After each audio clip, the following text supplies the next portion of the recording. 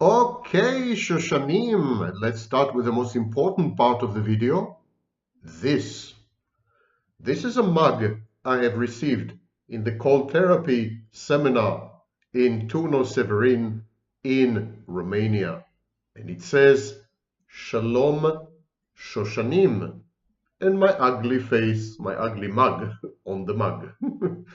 Okay, enough with the nonsense, Vaknin. Onward, Jewish soldiers. I'm Jewish. So, my name is Sam Vaknin. I'm the author of Malignant Self-Love, Narcissism Revisited, the groundbreaking Bible of Narcissism, and the book that coined the phrase narcissistic abuse.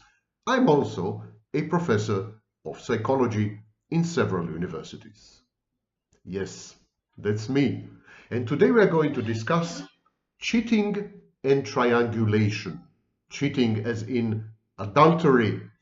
The polite term in clinical psychology is extradyadic sex, or extramarital affairs, or extramarital sex. But actually, we're talking about good old-fashioned cheating and its second cousin, triangulation. Why do people do that? Why do they cheat? Why do they triangulate? We're going to discuss two cases. We're going to discuss cheating and triangulation in an obsessive, sick relationship. And we are going to discuss cheating and triangulation by the narcissist. These are two case studies put together.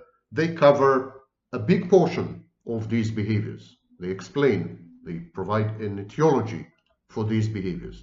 We start with an abusive couple, a sick couple, a couple founded on mutual obsession and compulsive acts. This is a couple where both members of the couple hurt each other, abuse each other.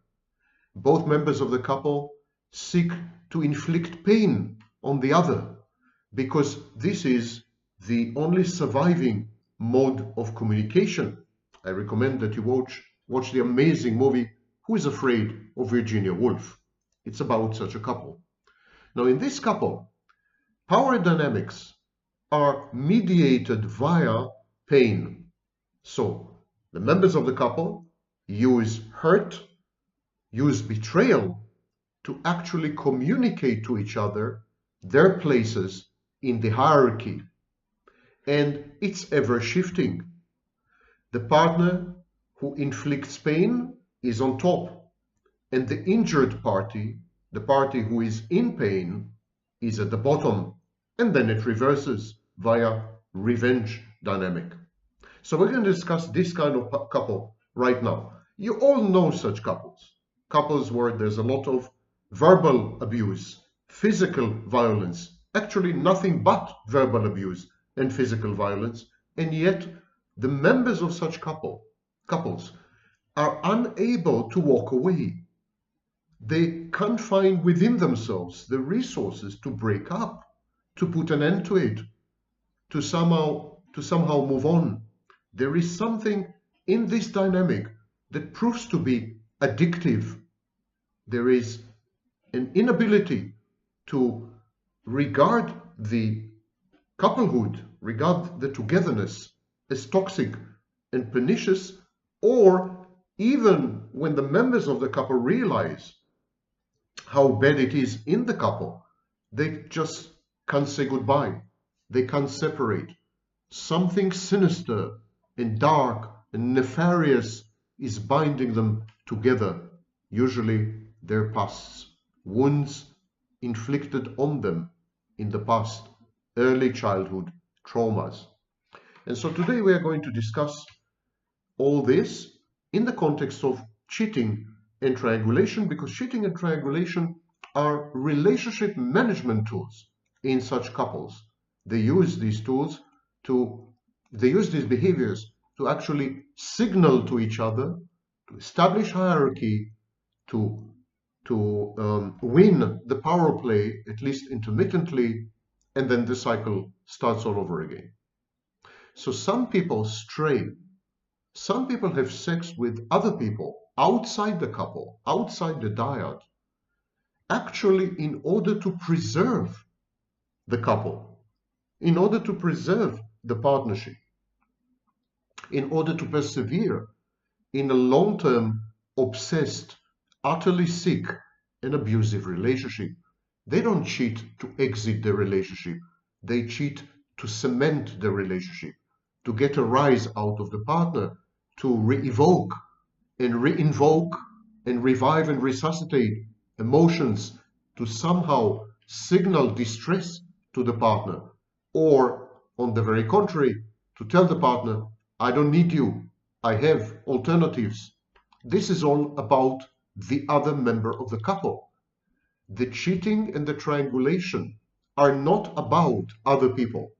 They are not about the casual and external sex partners.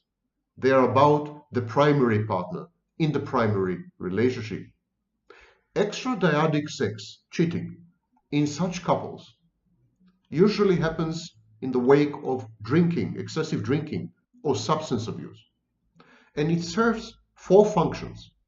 Number one, to exact revenge. You cheat, I cheat. You ignore me, I cheat. Or I triangulate. You hurt me, I'm going to hurt you where it hurts.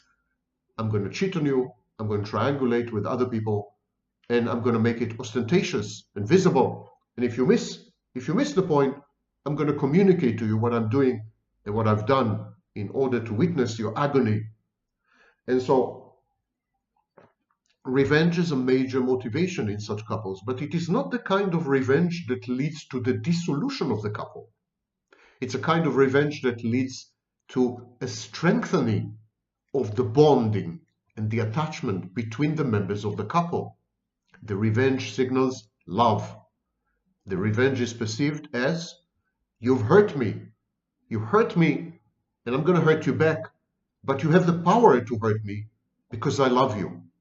So in some sick, twisted way, revenge cheating is actually proof of love. Same as abuse. In these couples, abusive behaviors and excessive romantic jealousy, for example, which leads to abusive behaviors, they're all perceived as affirmations of deep, profound, everlasting love. In other couples, such behaviors would lead to the instant disintegration of the togetherness, to both members walking away from each other, but not in these couples. In these couples, the worse it gets, the better it gets. These couples feel good only when they feel bad. They feel alive only when they're in pain. And so in this sense, cheating and triangulations in these obsessive, compulsive, sick, pain-oriented couples, cheating and triangulation in these couples is a form of self-harming. Self-harming that reminds them that they are alive, that drowns the pain inside them. Self-harming that is intended to somehow revive dynamics that had been moribund or stale for too long, to forestall actually abandonment and rejection. I have cheated on you, you have to reclaim me sexually and otherwise reclaim sex. And so revenge is the first motivation. The second motivation in such sick couples is to restore a power symmetry within the couple. Acts of cheating and triangulation, acts of betrayal, are perceived as one-upmanship. The party who betrays is on top because he has the power to inflict pain. So the other party, the injured party, the damaged party, the broken party, the suffering and writhing party, the agonizing party, that party has to restore the balance somehow. Somehow it has to reestablish, this party has to reestablish some symmetry within the relationship, a power distribution, a power matrix that is equitable. And so the only way to do this is to cheat and to triangulate. That's the second motivation. The third motivation is, of course, to cater to unmet emotional and sexual needs.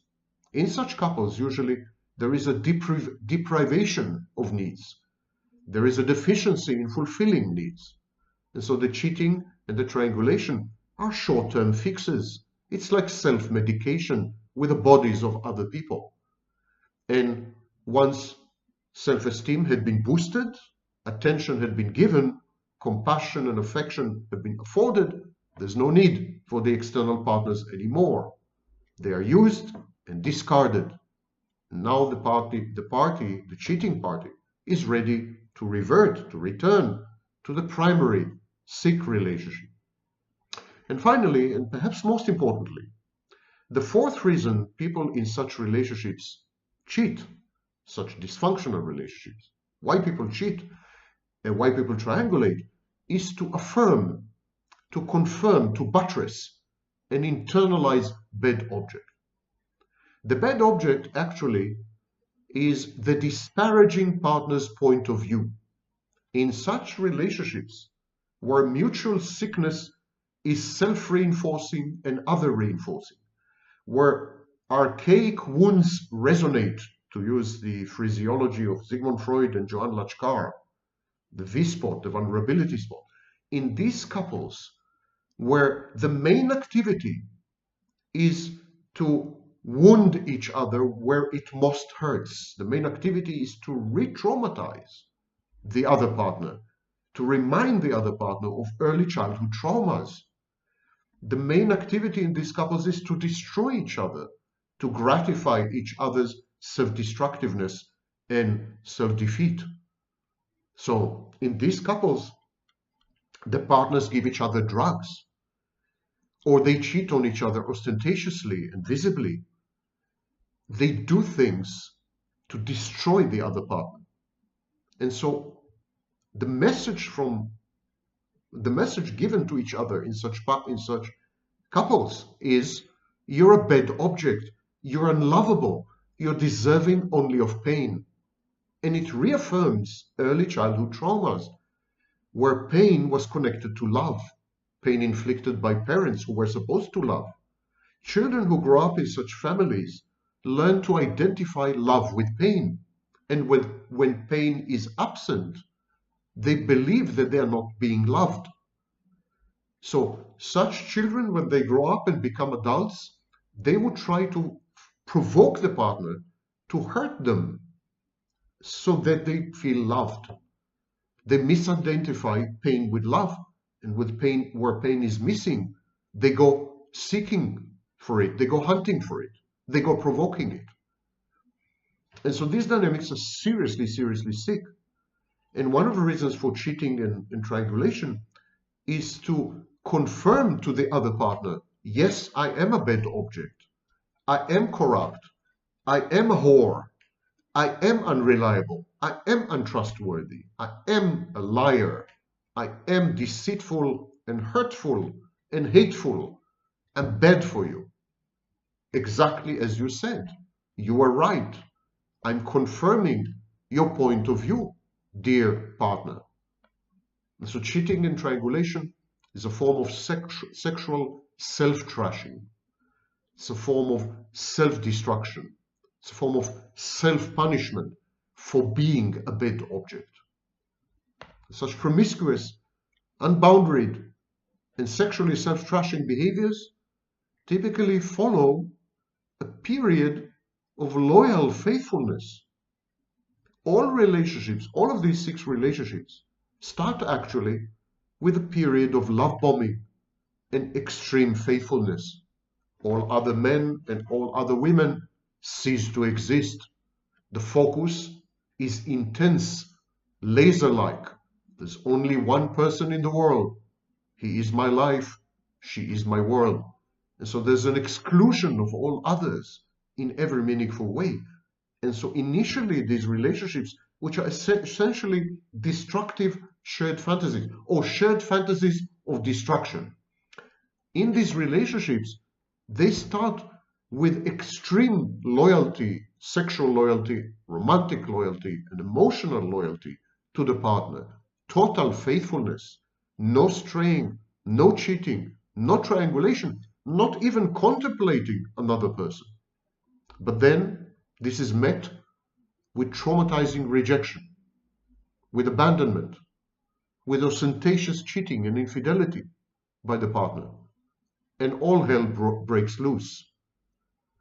Once the initial phase of faithfulness and loyalty is disrupted by one of the partners, both of them descend into dysfunctional, sick, hurtful behaviors which are intended to damage both the other partner and oneself.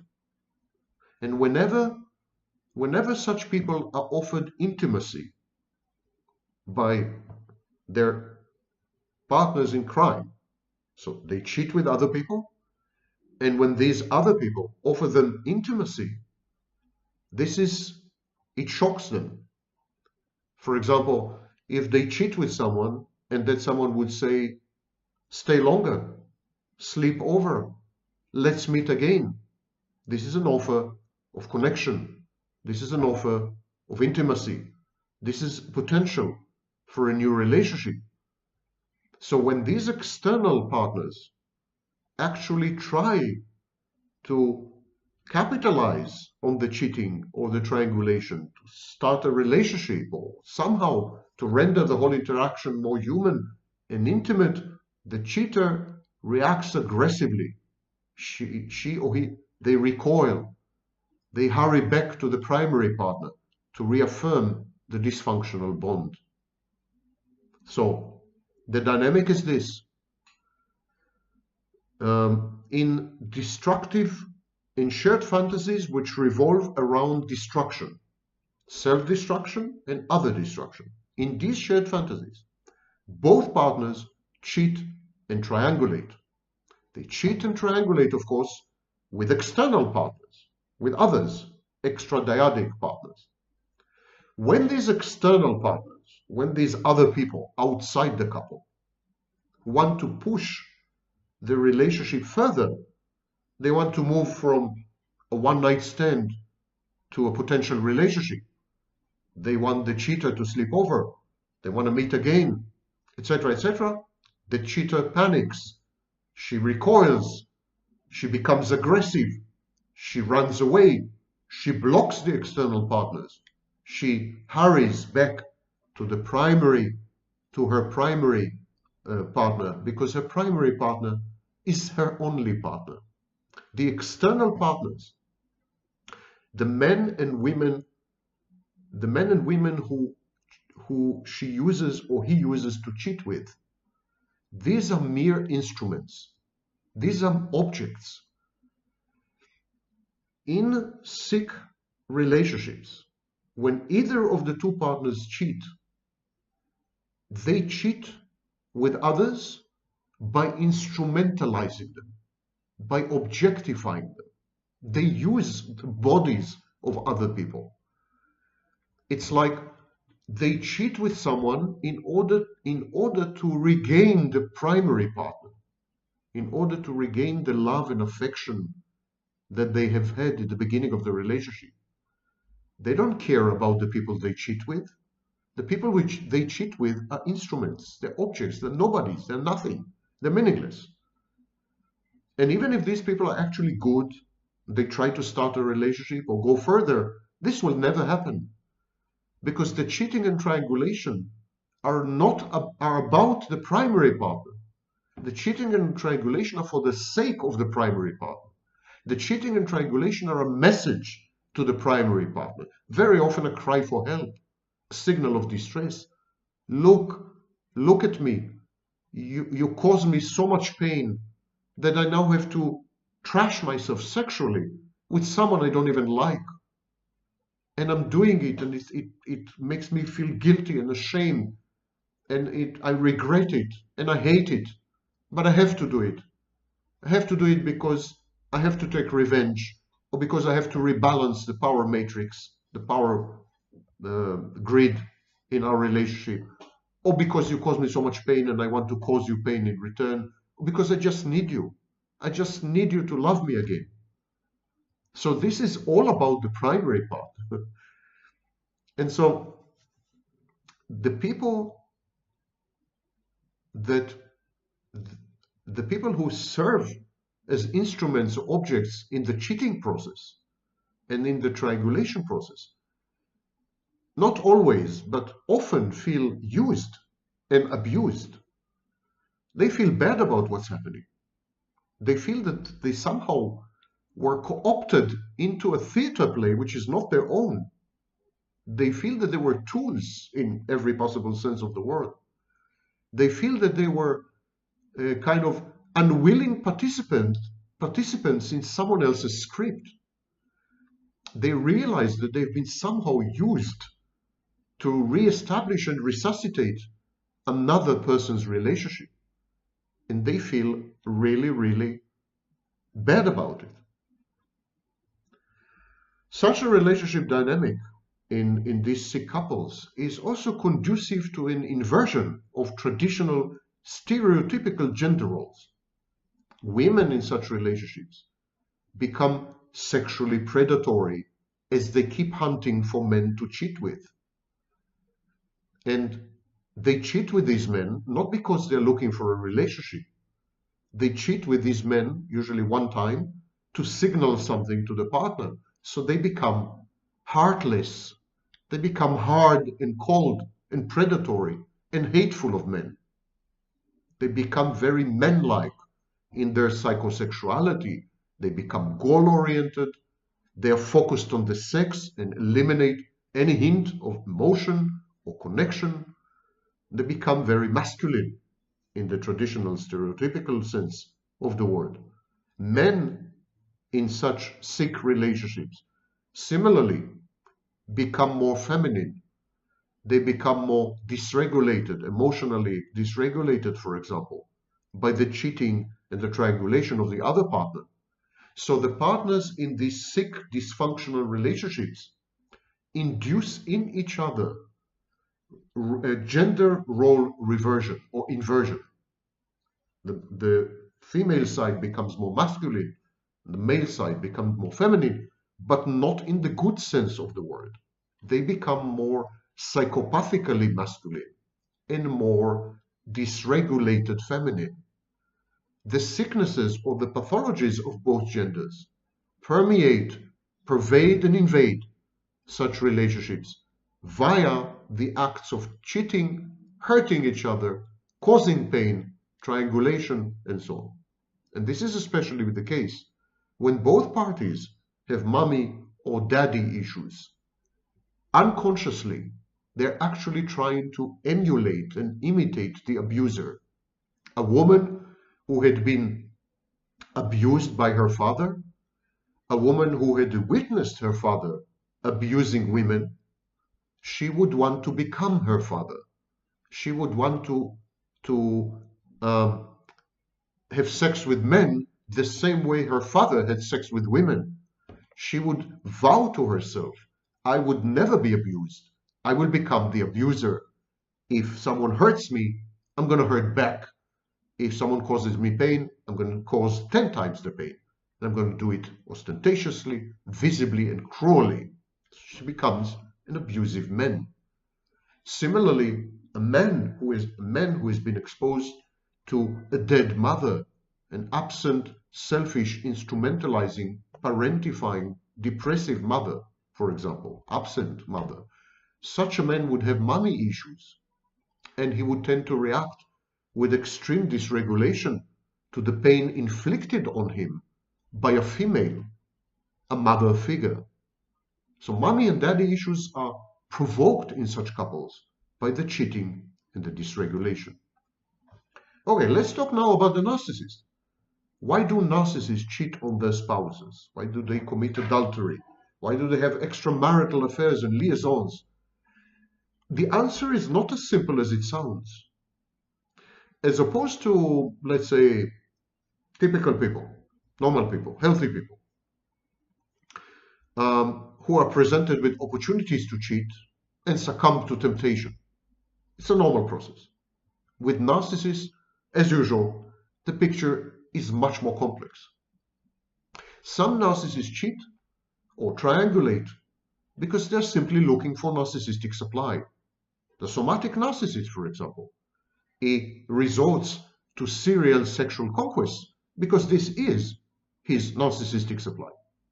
Second reason is that exactly like psychopaths, narcissists are easily bored. They have a low boredom threshold. They're novelty seekers. They need new things all the time. And they have a low tolerance for boredom. Sexual dalliances kind of alleviate this nagging and frustrating ennui. The quest for novelty, for diversions and thrills, a kind of having a vacation from one's own life, is combined with a journey of self-exploration and discovery that involves filling in the gaps, self-actualization, self-realization and fulfillment in the narcissist biography. The narcissist has a kind of missed childhood and delayed or arrested adolescence. So they tend to recycle old flames and so on and so forth in order to discover new aspects of their personality. To cut a long story short, cheating in the narcissist case is often an attempt at separation, individuation from the primary partner. Number 3, narcissists maintain an island of stability and a focus of stability in their lives. But all the other dimensions of their existence are chaotic, unstable, and unpredictable. So this is what I call the twister formation. And it serves many emotional needs, and I discuss all this in other videos. And so a narcissist, for example, may be a model employee. He may climb through the corporate ladder and after 40 years become the chief executive officer of a company, stable in the same company. That's his island of stability, the pursuit of a career path over decades. But at the same time, he would cheat on his wife like 100 times. And he would fritter their savings away. And he would have dalliances and liaisons and affairs and just one-night stands and so on. Almost like a sex addict. So the narcissist is an island of stability surrounded by a roiling ocean of instability. It could be the reverse, of course. There are many narcissists who are actually faithful to a fault, faithful even in the face of abuse, extreme abuse, faithful even in the face of sex denial and sex withholding by a partner. And so this is their island of stability. The fourth reason narcissists cheat and triangulate is that they feel superior, important, unique, and therefore they're entitled. They're entitled to special treatment, but they're also entitled to be above the law, above social conventions. They have a right to engage in behaviors that are frowned upon by society and considered socially unacceptable to others. Others are lower level humans.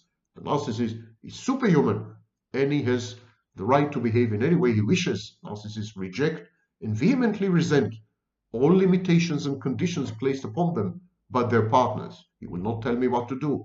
I'm a free man or woman. I will do whatever I want. Narcissists act on their impulses and on their desires, unencumbered by social conventions and strictures. In Freudian terms, we would say that narcissists and psychopaths are 100% id, 0% ego, no superego. The fifth reason for cheating by narcissists and triangulation by narcissists, the fifth reason is a bit more complex and a bit deeper. It has to do with social trends, social dynamics, and social structures. Marriage, monogamy, and childbearing and rearing are common activities. They characterize the average person. Everyone and his dog gets married and have children sometimes. So this is like a common act. The narcissist feels robbed of his uniqueness by these pursuits. He feels that he's coerced into a relationship. He feels that by having by being loyal or by being faithful, is actually succumbing, is giving up his rights. He feels that he is being reduced to the lowest common denominator. He's becoming just an average Joe, when actually he's godlike. So husband, father, loyal partner, that's for other people. That's for the hoi polloi. That's for the great unwashed. That's for the common sheep or sheeple. The narcissist is above all that. He should never be subjected to these demands. They reduce him. They minimize him. these requirements, these social conventions. It's not okay. This is narcissistic injury. To tell the narcissist you shouldn't cheat, it's not okay, no one does this, is narcissistic injury. Because no one does this. No one, because they're average, they're stupid, they're common. The narcissist is almost perfect. So it leads him to rebel and reassert his superiority and specialness by maintaining extramarital affairs or extradyadic, by having extradyadic sex. The sixth reason is that narcissists are control freaks. Having a relationship implies a give and take. It involves negotiation. It involves compromise and honest communication, a train of compromises which the narcissist acutely interprets to mean a loss of control over his life. When you compromise with someone, when you negotiate with someone, when you're forced to listen to someone, you're giving up control to some extent. You're kind of at the mercy of your interlocutor or partner. Narcissists would have none of this. To reassert control, the narcissist initiates other relationships, other encounters, sexual and emotional, in which he dictates the terms of engagement. Love affairs, one-night stands, whichever the case may be, it's a sense of liberation. It's a sense of self-control. I'm doing exactly what I want. No one will ever tell me what to do. And finally, narcissists, of course, are terrified of intimacy. They have an insecure attachment style. Their behavior is best characterized by what Freud called approach avoidance repetition compulsion, diathesis in Adlerian terms. Adultery is an excellent tool in the attempt to retard intimacy, to inhibit intimacy, to destroy intimacy. When you cheat, when you triangulate, it's very difficult to rebuild and reconstruct the ruined intimacy. And so, as far as a narcissist is concerned, cheating, adultery, triangulation are less threatening modes of interaction. They are fuzzy, they're open-ended. There's always an exit or an exit strategy. He can always run away. And narcissism is about running away from your internal reality and running away from any external reality that reminds you of your internal reality. Narcissists typically claim that they have cheated in order to put the spark back into the relationship with the spouse or the primary intimate partner. They say, I did this to put some spice into the relationship, to reignite it somehow. Of course, they leave it unclear. They don't clarify how an act of betrayal and faithlessness can rekindle the embers of a relationship founded initially on trust and sexual and emotional exclusivity. This is left conveniently unsaid. In the wake of an affair, the narcissist possesses the perfect alibi. If he does try to revive his sex life with his spouse and he fails, he can proudly claim, I left no stone unturned. I even went as far as cheating on my partner, all in order to resurrect our bond.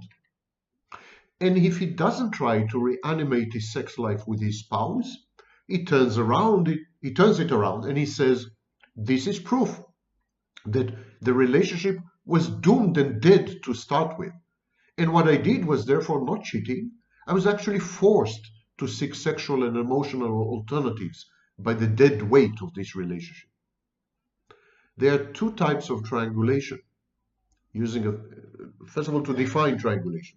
Triangulation is when you use a third party to manage the emotional intimacy and transactional aspects of a primary relationship.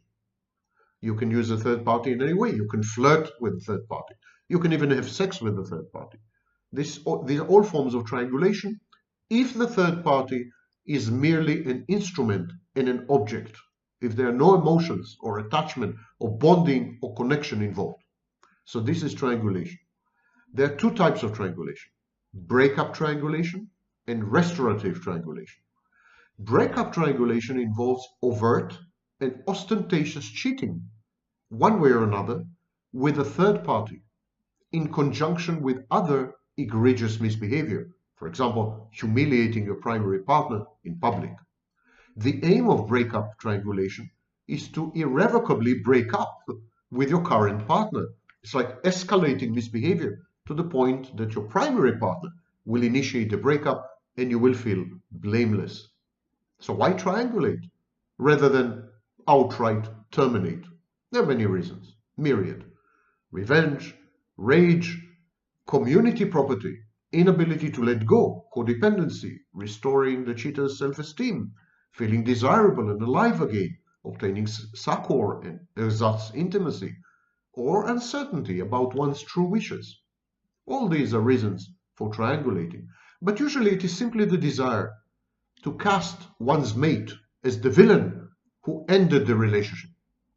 Because it's very difficult to take responsibility for ending a relationship, more difficult than you think. About 69% of all divorces in the United States are initiated by women, and yet most of these women claim to have been traumatized by the breakup itself.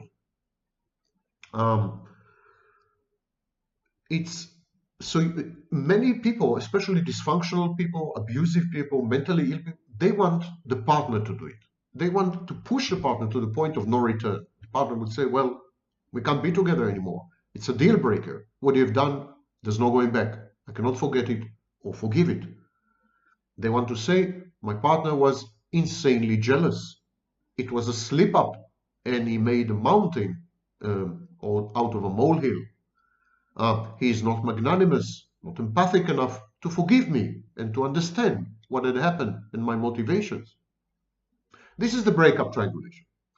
Restorative triangulation has the exact opposite goal, to revive the relationship by provoking an emotional response in the jilted partner, in the injured partner, in the partner you deceive and you betray.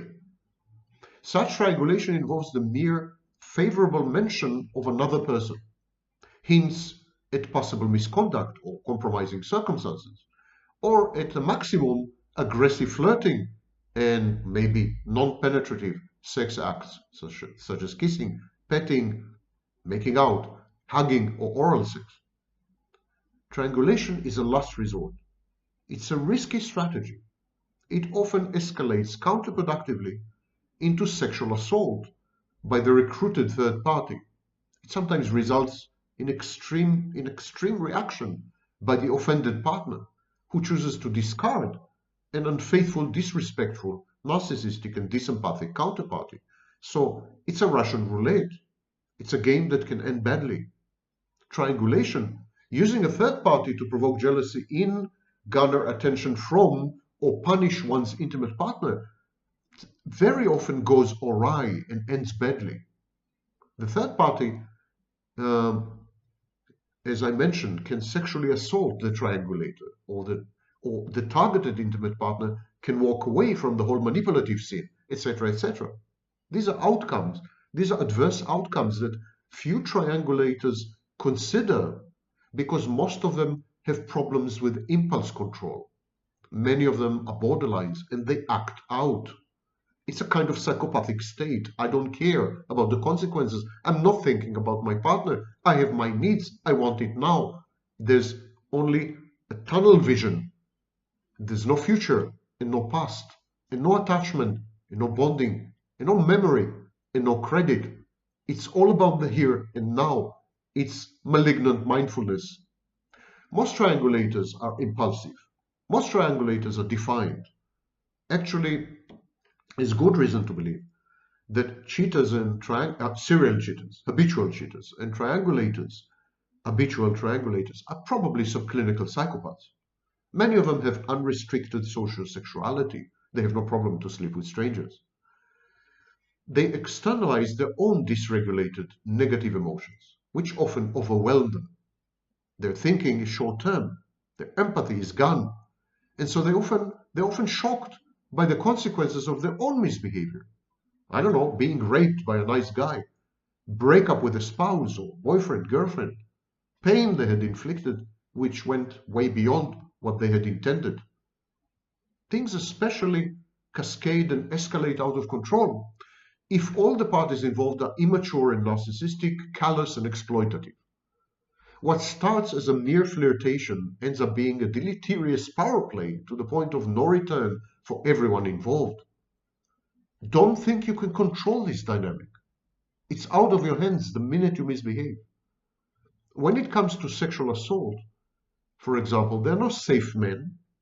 On the contrary, most sexual transgressions are committed by male friends or brothers or colleagues or acquaintances. This is because men misinterpret all female behavior as sexually inviting. This is called the sexual overperception bias. All men respond aggressively to teasing, overt flirting and signaling with no continuation. All men use sex to communicate, to comfort, to console, to protect, to commiserate, to hold. And all men are preoccupied with possessing the woman and competing with other men, often poaching her from her boyfriend or husband. These are all dynamics that can go awry. But coming back full circle, when one or both parties are mentally ill, none of this matters. None of this matters. They just go about hurting each other, damaging and injuring each other, trying to provoke the other to love dysfunctionally by causing pain, because love is pain, and pain is control, and control is guarantee against abandonment.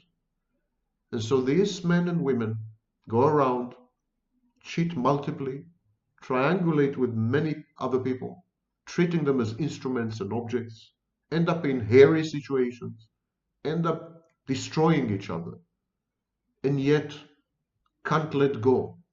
Trauma bonding. You just can't let go. And in their wake, there is a trail of people who have been equally hurt by these mini affairs and flings and one-night stands. People who are instruments and tools in a game of chess between the cheater and his or her primary partner. They are pawns.